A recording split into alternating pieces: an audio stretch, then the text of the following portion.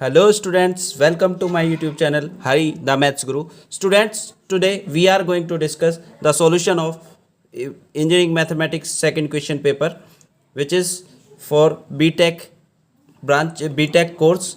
और ये जो क्वेश्चन पेपर है ये AKTU यूनिवर्सिटी से एफिलेटेड है। यहाँ पर इसका सब्जेक्ट कोड है KAS203T और ये हम ईयर 2021-22 का क्वेश्चन पेपर सॉल्व कर रहे हैं AKTU यूनिवर्सिटी का। तो इसका सॉल्यूशन हम डिस्कस करते हैं। सेक्शन ए की बात करें तो यहाँ पर सेक्शन ए जो हमारा है उसमें क्वेश्चन नंबर 1 है, find the differential equation which represent the family of straight line passing through the origin. यहाँ पर जो हम सॉल्यूशन डिस्कस करेंगे यूनिवर्सिटी के अकॉर्डिंग, जो स्टेप मार्किंग है उसके अकॉर्डिंग यूनिवर्सिटी द्वारा प्रोवाइड किए गए सॉल्यूशन से हम इसका सॉल्यूशन डिस्कस करेंगे। ठीक है, तो यूनिवर्सिटी के अकॉर्डिंग यहाँ पर क्वेश्चन नंबर 1 जो है वो 2 मार्क्स का है और उसके स्टेप मार्किंग इस तरीके से थी कि जो हमारा डिफरेंशियल इक्वेशन है ओरिजिन से पास होकर जाने वाली स्ट्रेट लाइन का फाइंड आउट करना था। तो स्ट्रेट लाइन होती है हमारी ओरिजिन से पास होकर जाने वाली y = mx और इसकी हमें डिफरेंशियल इक्वेशन क्रिएट करनी है। डिफरेंशियल इक्वेशन क्रिएट करने का प्रोसेस आप लोगों ने 12th क्लास में पढ़ा है। उसके अकॉर्डिंग हमें सबसे पहले क्या करना होता है, जो भी इक्वेशन है उसमें इन्वॉल्विंग आर्बिट्ररी कांस्टेंट काउंट करने होते हैं। तो कितने कांस्टेंट है इसमें, एक आर्बिट्ररी कांस्टेंट है m और इस एक आर्बिट्ररी कांस्टेंट है तो इसे 1 टाइम डिफरेंशिएट कर देंगे, 1 टाइम डेरिवेटिव करेंगे दोनों तरफ तो dy/dx की वैल्यू हमें मिल जाएगी m। इसके 1 मार्क्स थे यूनिवर्सिटी के स्टेप मार्किंग के अकॉर्डिंग।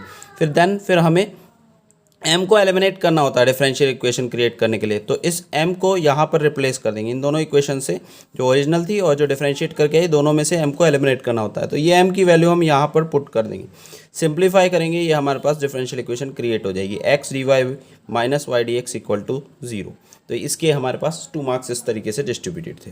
नेक्स्ट अगर हम बात करें क्वेश्चन नंबर 2, इसका सेक्शन 1A का क्वेश्चन नंबर 2 है, 1 का B part, state the criteria for linearly dependent solution of homogeneous linear nth order differential equation.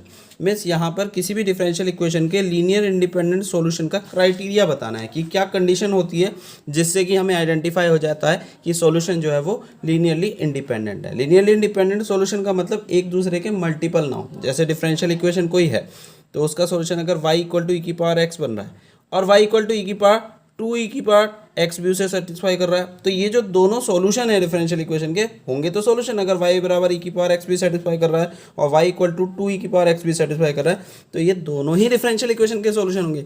But ये लीनियरली इंडिपेंडेंट नहीं है क्योंकि ये इसका मल्टीपल है। तो अगर एक दूसरे के मल्टीपल हैं या एक दूसरे की कॉम्बिनेशन की फॉर्म में लिखे जा सकते हैं तो वो सॉल्यूशन लीनियरली इंडिपेंडेंट नहीं, लीनियरली डिपेंडेंट होते हैं। तो वो पूछ रहा है लीनियरली इंडिपेंडेंट सॉल्यूशन होने के लिए क्या कंडीशंस। तो यहाँ पर हम इसके बारे में डिस्कस करेंगे।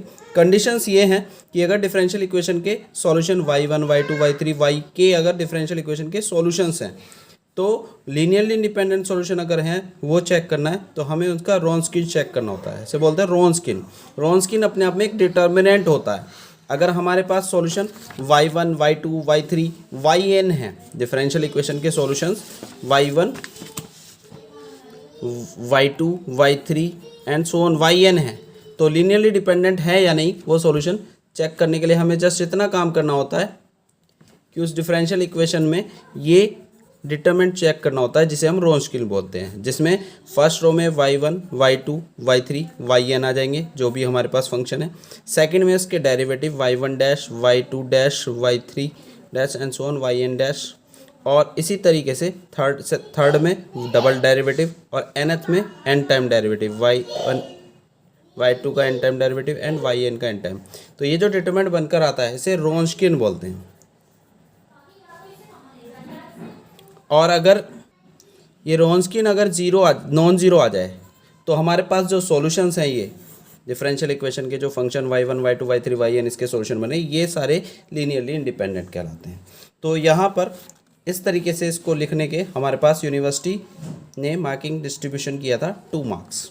ठीक है, आपको बस इतना लिखना था कि let y1 y2 y3 yn are the solutions of differential equation. y1 y2 y3 yn solutions है तो उसका रॉन्स्किन निकालेंगे, यानी कि this determinant y1 y2 y3 yn first row में एज इट इज, सेकंड में y1 का 1 टाइम y2 का 1 टाइम yn सब का 1 टाइम डेरिवेटिव, फिर थर्ड में 2 टाइम डेरिवेटिव और nth में n टाइम डेरिवेटिव। तो ये जो एक्सप्रेशन बनकर आएगा अगर ये डिटरमिनेंट हमारा नॉन जीरो आ जाता है तो हमारे पास जो सॉल्यूशंस हैं वो इंडिपेंडेंट सॉल्यूशन होते हैं। क्वेश्चन नंबर 1 का जो सी पार्ट है ये इवेलुएट करने को कहा गया है। ये अब जिस समय मैं क्वेश्चन पेपर का सॉल्यूशन डिस्कस कर रहा हूँ इस समय में ये यूनिवर्सिटी एग्ज़ाम के सिलेबस में अब इंक्लूडेड नहीं है, यानी कि 2024 में अब आउट ऑफ सिलेबस है। वैसे इसका सॉल्यूशन ये है, मैं डिटेल में इसका सॉल्यूशन डिस्कस नहीं कर रहा हूँ।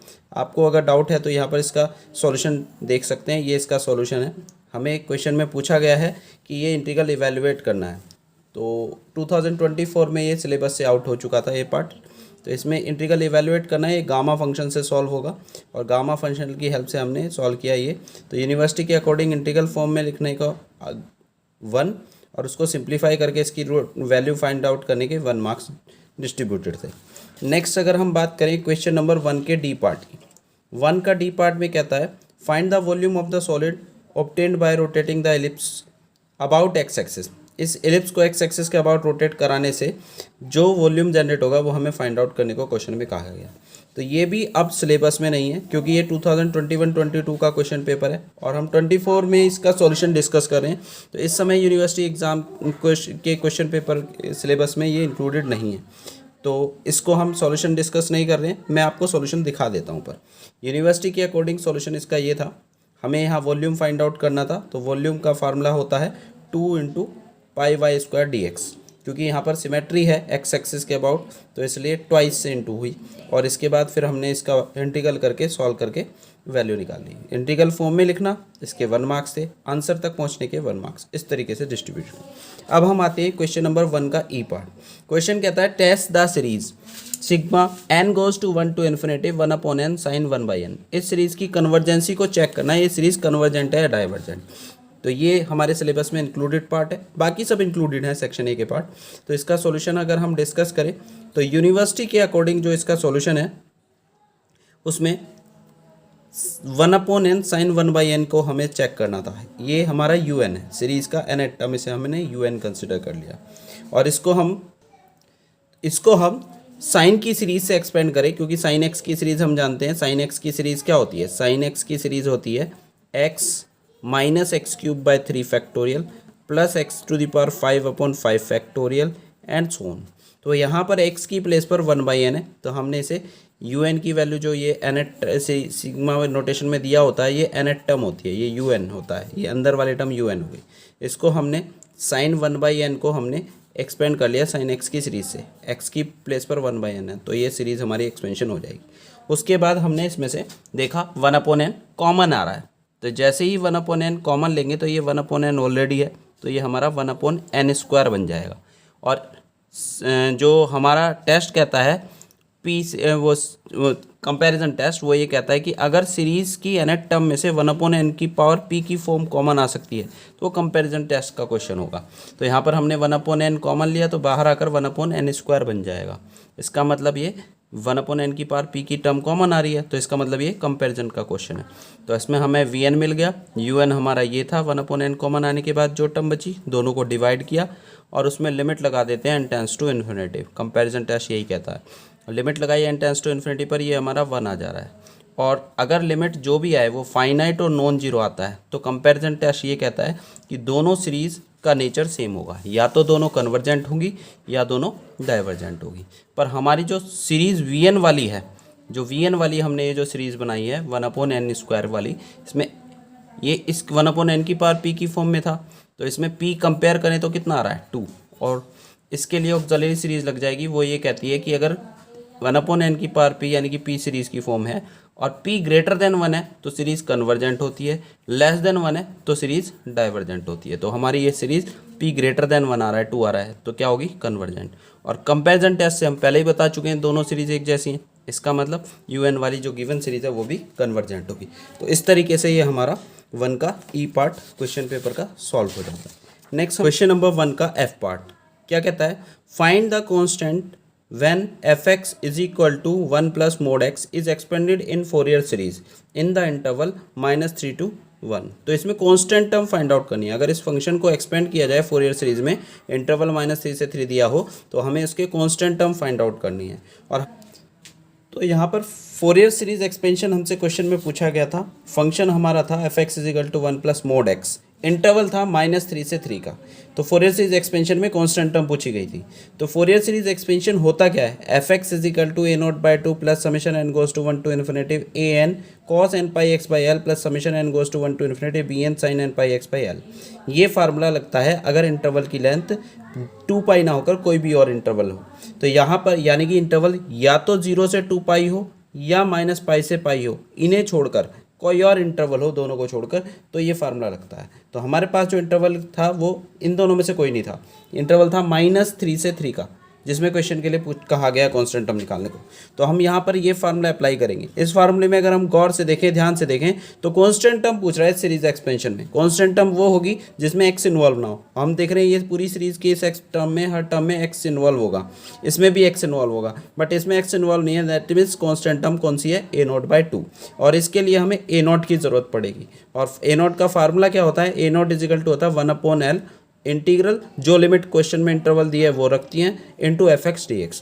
हमारे पास L निकालना होगा। L किसके इक्वल होता है, लेंथ ऑफ इंटरवल का हाफ, यानी कि length of interval by 2। Length of interval कैसे निकलती है, upper end minus lower end, तो 3 - -3 यानी कि 6/2 सॉल्व करके 3 आ जाएगा L की वैल्यू। L की वैल्यू आ गई तो a0 हो जाएगा 1/3 -3 से 3। f(x) क्वेश्चन में क्या दिया होता है, 1 + mod x dx। अब इसको इंटीग्रेट करना है। इंटीग्रेट करने से पहले टेंशन है मोड वाली, मोड का क्या किया जाए, क्योंकि मोड के इंटीग्रेशन की वैल्यू तो हम जानते नहीं। तो सबसे पहले 12th क्लास की एक डेफिनेट इंटीग्रल की प्रॉपर्टी हमेशा उस क्वेश्चन में लगा दिया कीजिए जिसकी लिमिट -a से हो, यानी कि लोअर लिमिट भी वही हो, अपर लिमिट भी बस साइन चेंज हो। तो ऐसे फंक्शन का इंटीग्रल करते समय 12th क्लास में डेफिनेट इंटीग्रल की एक प्रॉपर्टी पड़ी थी। अगर फंक्शन इवन है, इवन फंक्शन है तो इंटीग्रल में 2 से इंटू हो जाती है, और लिमिट -a से ना होकर 0 से f(x) dx करके इंटीग्रल बन जाता है। और अगर हमारा फंक्शन f(x) जो है वो ओड फंक्शन है, अगर ओड फंक्शन है तो उस केस में हमारे फंक्शन के इंटीग्रल की करने की ज़रूरत नहीं है, इंटीग्रल की वैल्यू क्या हो जाती है, 0 हो जाती है। तो ओड फंक्शन और इवन कैसे चेक करते हैं भाई, x को -x से रिप्लेस किया, x की जगह पर क्या रिप्लेस कर देते हैं, फंक्शन जो इंटीग्रल के अंदर लिखा हुआ है उसमें -x, और फंक्शन सेम रहे, प्लस साइन भी ना बदले, फंक्शन भी ना बदले और साइन भी ना बदले, तो वो इवन फंक्शन है। तो अभी मेरे फंक्शन में अगर यहाँ पर x की जगह -x रखेंगे तो 1 पर तो कोई असर नहीं होगा, मोड x में भी x की जगह -x रखेंगे तो वापस यही बन जाएगा, यानी कि फंक्शन भी सेम है प्लस साइन भी सेम है। तो फंक्शन कैसा है, इवन, और इवन है तो इस प्रॉपर्टी के अकॉर्डिंग आपको लिमिट को 0 से शुरू करना है, -3 से 3 नहीं, 0 से 3 शुरू करना है और 2 से इंटू कर देनी है बस। अब जैसे ही हम इसको इंटीग्रेट करने जाएंगे, अभी भी दिक्कत है, इंटीग्रल मोड x का करना है अंदर, मोड x का इंटीग्रेशन का तो फार्मूला नहीं पड़ा।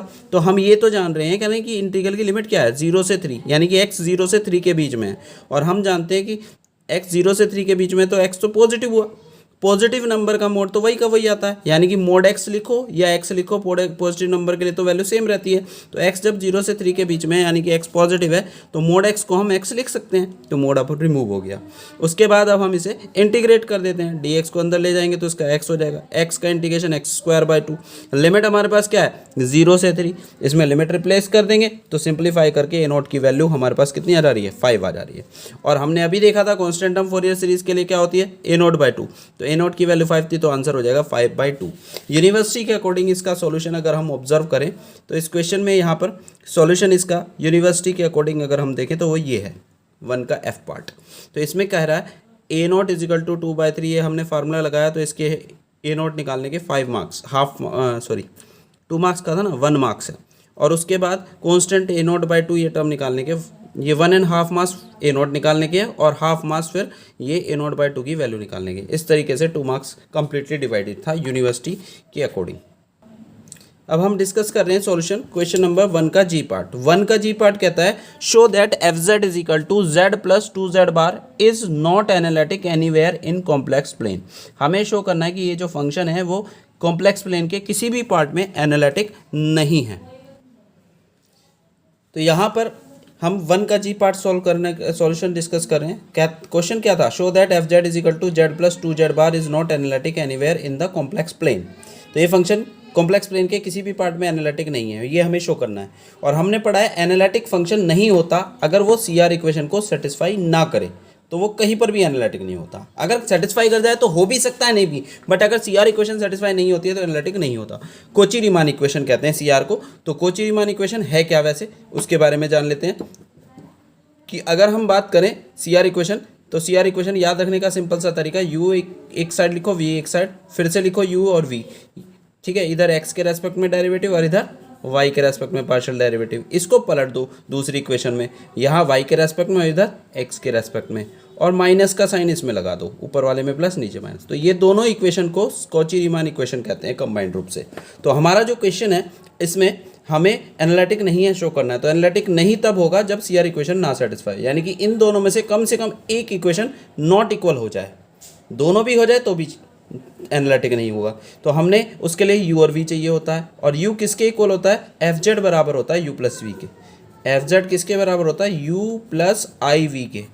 और जेड किसके बराबर होता है, एक्स प्लस आई वाई के। तो जेड की जगह पर हमने एक्स प्लस आई वाई रख दिया, जेड बार मतलब उसका कंजुगेट एक्स माइनस आई वाई हो गया, ठीक है। इसको हमने सिंप्लीफाई किया तो रियल पार्ट जिसमें आयोटा नहीं है कंपेयर करेंगे तो वो यू की वैल्यू हो जाएगी, और आई के इंटू में जो है वो वी की वैल्यू हो जाएगी, यानी कि you is equal to 3x और v is equal to minus Y.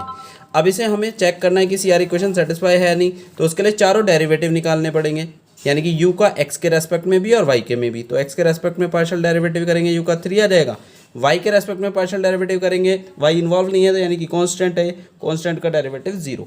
v का पार्शियल डेरिवेटिव x के रेस्पेक्ट में करेंगे वो 0 आ जाएगा, और y के रेस्पेक्ट में -1। तो अब अगर हम यहाँ पर देखें तो सी आर इक्वेशन तो ये कहती है कि del u upon del x की value del u upon del y के इक्वल होनी चाहिए, पर del u upon del x कितना है 3, और del v upon del y -1, दोनों तो इक्वल है नहीं। और ऐसे ही del u upon del y की value minus del v upon del x के इक्वल होनी चाहिए, del u upon del y 0 है, और ये हमारा कितना है del v upon del x वो 0 है। ये वाली तो सेटिस्फाई हो रही है, ठीक है, ये यहाँ पर गलत लिखा हुआ है, इक्वल आएगा, तो ये वाली सेटिस्फाई नहीं हो रही। It means C R equation completely satisfy नहीं है, तो फंक्शन एनालिटिक नहीं होगा, ठीक है। तो यूनिवर्सिटी के अकॉर्डिंग अगर इसका डिस्ट्रीब्यूशन देखें तो 1 के जी पार्ट में बस इसको z की value x plus i Y और z बार x माइनस आई वाई रखकर जो सिंप्लीफाई किया है 3x माइनस आई वाई, इसके 1 मार्क्स थे।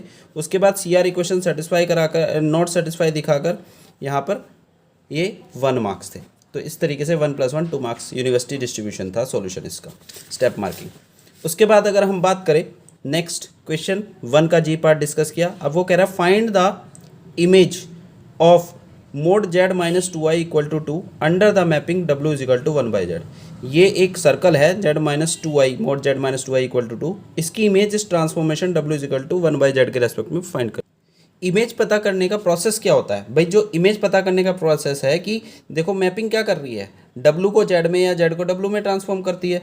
हमारे पास इमेज कर्व की इक्वेशन किस में है, z में, और अगर इसी की इमेज चाहिए तो w में चाहिए होगी, यानी कि z मतलब किसकी फॉर्म में, z बराबर होता है x प्लस आई वाई, है ना, यानी कि x और y में, और w यानी कि w किसके इक्वल होता है u प्लस आई वी के। तो यानी कि हमें जो इमेज है इसकी w में लानी है, यानी कि u और v में लानी है, तो w में आ जाएगी।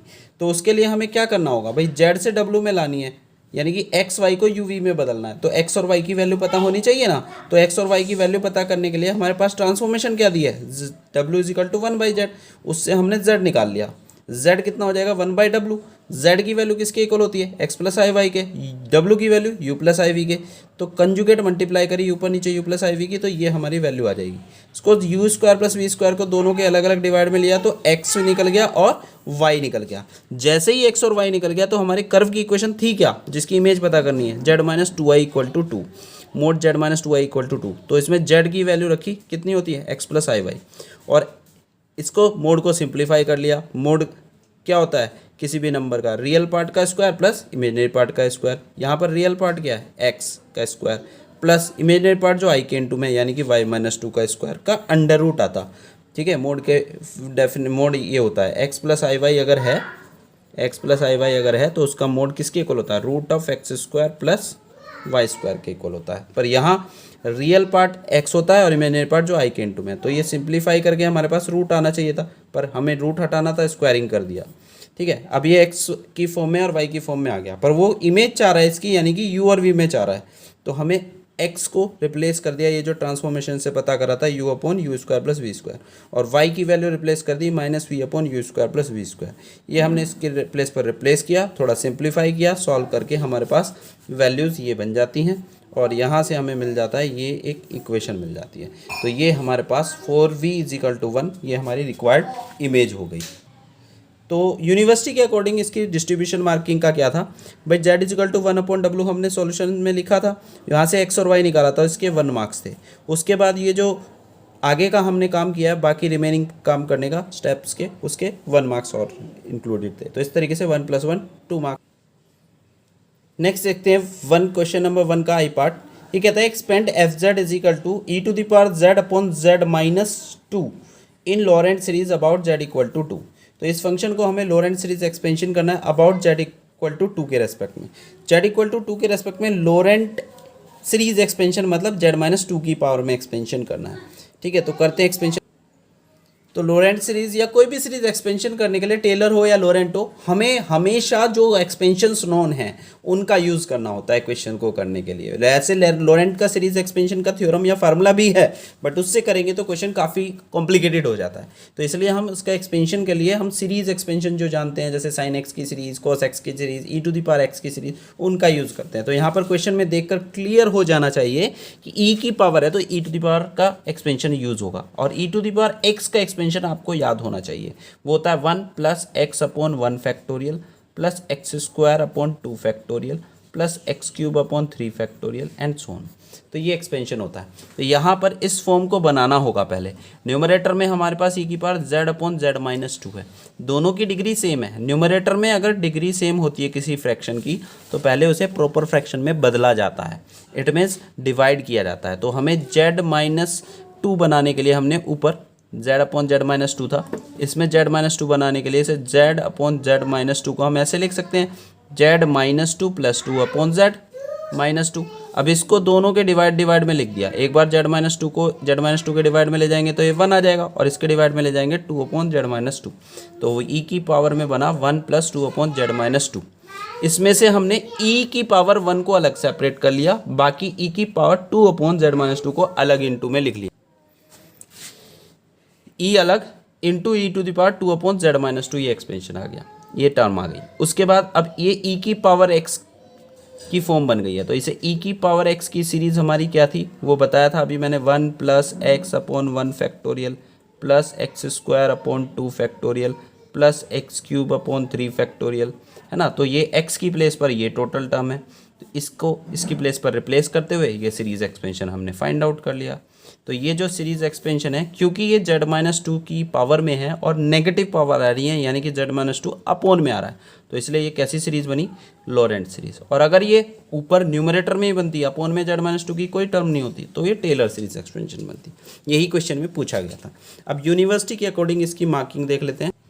यूनिवर्सिटी के अकॉर्डिंग इसकी स्टेप मार्किंग इस तरीके से थी। ये जो fz को हमने ब्रेक करके लिखा है e⁻2/z-2, यहाँ तक के 1 मार्क्स थे। उसके बाद नेक्स्ट आगे फाइनल आंसर तक पहुँचने के 1 मार्क्स थे। तो इस तरीके से स्टेप मार्किंग डिस्ट्रीब्यूटेड थी।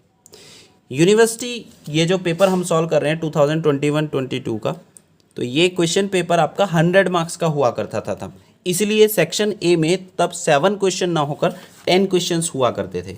ठीक है, तो इसलिए आप लोगों को लग रहा होगा कितने क्वेश्चंस हैं। चलिए नेक्स्ट क्वेश्चन हम डिस्कस करते हैं इसका। नेक्स्ट क्वेश्चन में वो कहता है हमसे